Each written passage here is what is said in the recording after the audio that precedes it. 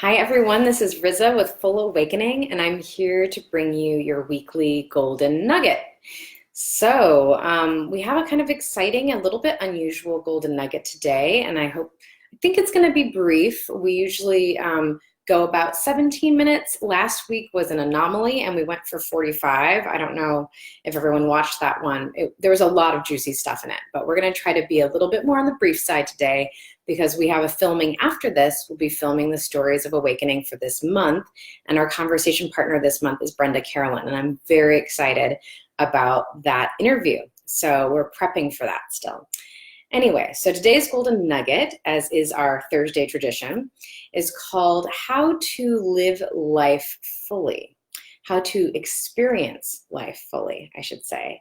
And this is a really beautiful piece of advice that came in from Spirit this morning, and I was delighted that when I went into meditation and met with the council, that they fleshed out this suggestion for me even more. So it's lovely to have received this insight this morning, kind of in the early hours as I was sitting down for breakfast, and then to have it reiterated and fleshed out by Spirit in an activated space. So the first thing I'm going to do is read the poem that came in with this reading, and then I'll tell you a little bit more about what Spirit communicated through picture and through movement and meaning. And then we'll go into looking at our tarot card for this week, which I think is a really appropriate card actually. And it's a delightful picture, which accentuates the loveliness of this lesson. So this is called How to Experience Life Fully. Start here, closing your eyes, and feel the air kiss your skin. Pause and savor the taste of food in your mouth, and stop to smell the flowers, the grass, the world waking up. Listen to the song of the birds, the drone of the cars, the wild, untethered laughter of children. Open your eyes now and see love all around you in the details. This is yours to behold. Whew, it's lovely. So this is a really beautiful poetic sort of version of the teaching I received this morning. And I want to go a little bit into the reading that I received from Spirit on this that sort of tiptoed me into this actual reading. So basically Spirit said, when a bloodhound puts down its head, the loosey-goosey skin on its face falls down over its eyes. And because its eyes are shrouded in darkness, it can smell that much better. And so the image they showed me was of like a human putting their hands over their eyes. And what happens when you block out our most primary and dependable sense of physical sensation, right? We rely on our sense of sight so much in our culture. But when we do that, all of a sudden our senses begin to shift.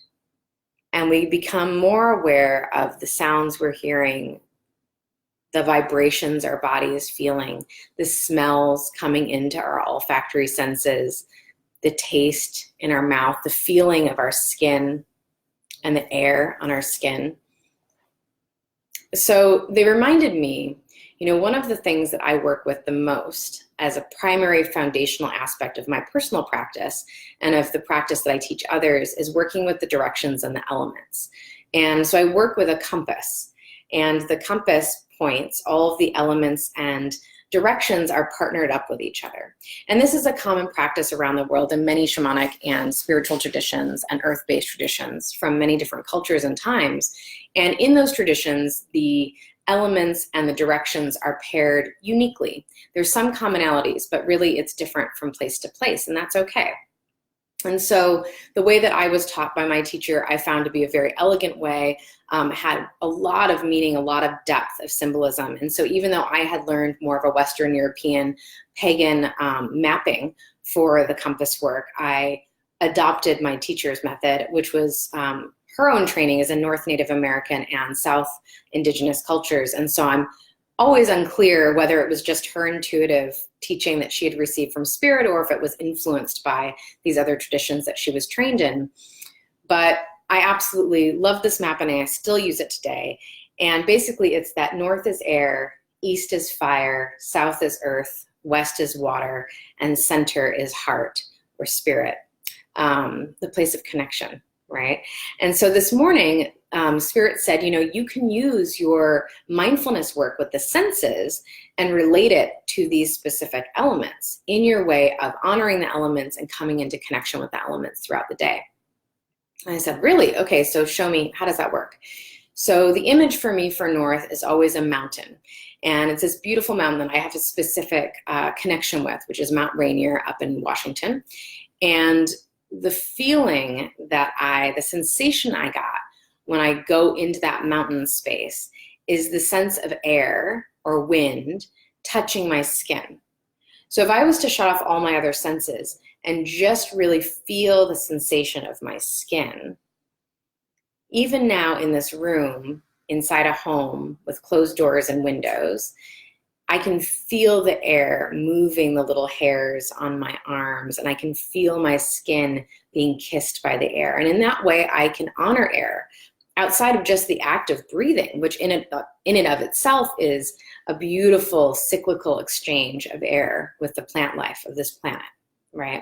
And so we can always come in contact with air in this way. Of course, we need it with every breath. As we move around the compass and we go to east and fire, we can come into connection with fire by our sense of smell, which I thought was really interesting. So fire, obviously I love to burn things. I have my Palo Santo and I have my sage in here, and this is what I always have on my altar that symbolizes east. And so using fire and burnable elements represents east for me. So obviously fire and smell would be easy to connect in just the smell of the burning elements on my altar. But also, for me, I've matched up all of these cyclical points with the seasons. And for me, East is all about the dawning new day and the season of spring, which is the season we're in right now for the Northern Hemisphere, those of us who are up here in the Northern Hemisphere. And the smells that I'm smelling outside my home when we go on our nightly walks, the smell of the grass coming back to life, the smell of the little tiny flowers that are starting to bloom. And for those of you in the Portland or, Pacific Northwest area, the smell of the daphne this time of year is absolutely intoxicating. So there is an element of smell that comes with spring, and that even that smell of the sun rising over a dewy grass, right, or over a dewy, landscape, the smell of rain right before it comes or right after it comes, that really specific sort of metallic electric smell of rain, right? And so the sense of smell very easily for me gets connected with that east. Then we go down to south, and seasonally again, south symbolizes the summer, and also elementally is paired with, in my map work, with the south. And with the south, obviously it's the south, is paired up with earth. And so for me, this vision of the south and of earth is always a verdant garden, and it's everything that we've planted in the spring or even in the fall that's gone over dormancy over winter is now in full-fledged blooming and full-fledged fruiting, and this is where we're harvesting and we're eating from the earth. And so every time you eat food, you are engaged in this summer earth activity of eating the nourishment that the earth provides, right? And so the sense of taste comes in quite naturally to that. Can we actually taste the food as we're ingesting it? So then we move back around to the west, and the west is fall or autumn, and it's the element of water. And beautifully, Spirit matched up the sense of sound with the sense of water. And I'm sure we can think of a million ways that water makes sound, right? From the waves crashing on the beach, to the sound of a waterfall, to the sound of rain, to the sound of the rivers gushing in the streams. And water in and of itself is a silent element, but the way that it moves creates such beautiful array of sound. And for me, when I play my water drum, which is an African goat skin drum that has little beads inside of it, when I play this drum, it sounds like the waves, and I hear singing coming from on top of the waves. And so often I'll vocalize to sort of allow that singing to come through my body. So yes, sound, music comes from the west, right? So now we have our complete circle. And if we go inside to center, that point of intersection, that point of connection, that point of heart energy that comes into and anchors a circuit, which is what we call this, an activated circuit. This last 5 physical sense that we have is our sense of sight, which is funny because we often think of that as our primary sense. But if you do the rest of these, if you move around the cycle, the circle with your eyes closed, then when you do open your eyes at the end and come into that sense of center and that sense of anchor, what you can see as you expand your eyesight is beauty, right? Is color, form, light, shadow, movement, stillness. And if you allow your eyes to really focus out and take in the whole periphery, you can see all of it. And this is a wonderful, nourishing technique that only takes, maybe a couple minutes of your time. If you're feeling rushed, and I know a lot of people are feeling really full in their lives right now, things are accelerating, they're moving really fast at the moment. We've been in this sort of like retrograde, pull back the bow, and now we're just like catapulting through space and time, and people's lives feel overwhelmingly busy, which is a great time to practice your ability of self-care in the tiny little moments that you can snag that are in the midst of catapulting through space, right? So this eye exercise is really easy, and basically it's just that. It's just taking a moment to remind yourself. You can even set an alarm on your phone and put a suggestion in, feel air, right? Smell spring, taste food during mealtime, preferably, hear water, see love, just see love.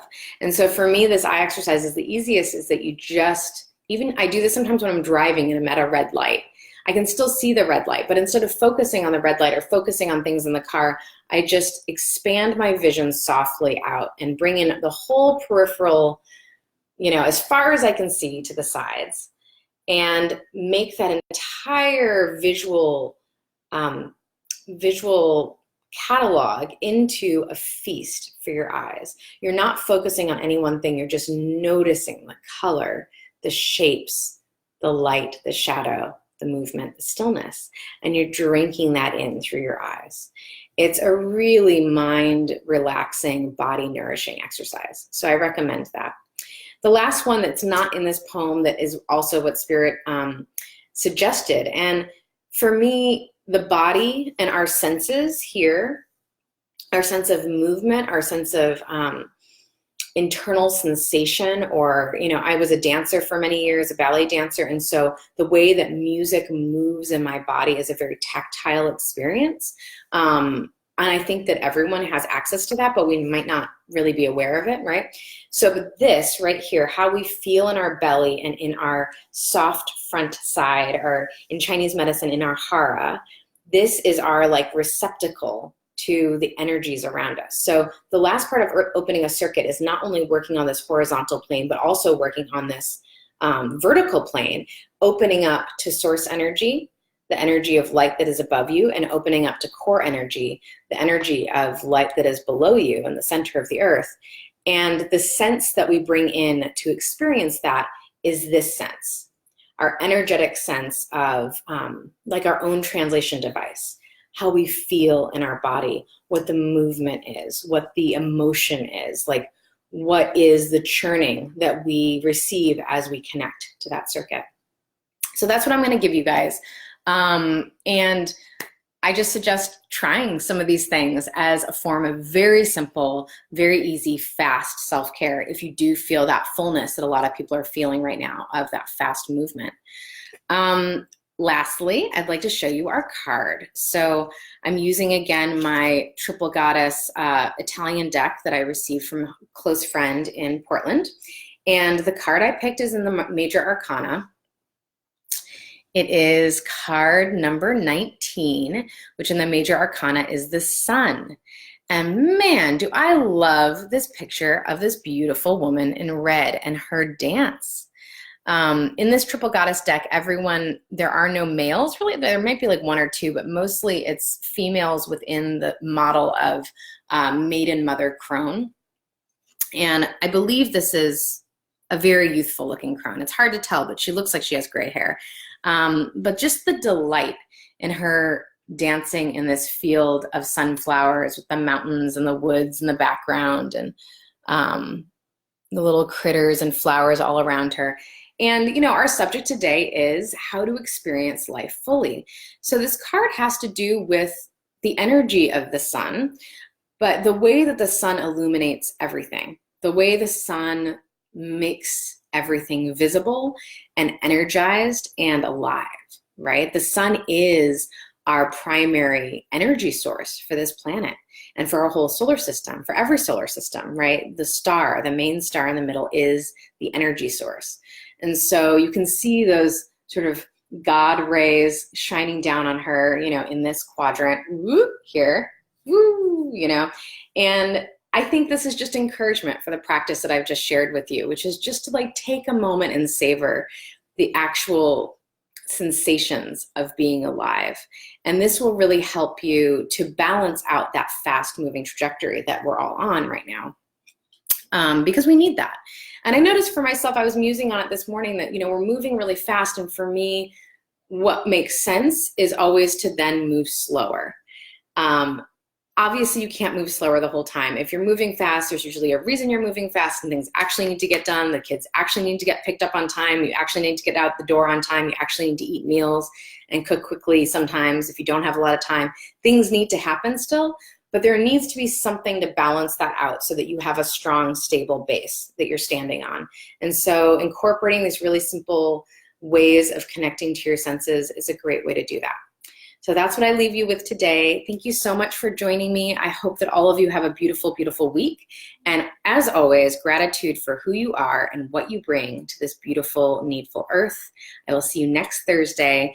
And we have some offerings on fullawakening.net. If you don't get our newsletter, you should totally sign up for it because there's a lot of cool discounts and notices that come in that. We have an event in Santa Monica this month on the 27th. We still have a couple spots open for that if you'd like to join us. Check out Working with Riza on fullawakening.net. Go to Working with Riza and then go to Breakaway events or live events, and you'll see the listing for that. We also have a new meditation course called the Meditation Archive, and it's a self-study course of currently 12 meditation journeys that are guided, but we will continue to add more journeys to that catalog, and you'll continue to get to add to your experience. So there's a lot of different categories and individual meditations that can help support you and your process of healing and transformation. So much love to you guys, and I will see you next week. Okay, bye.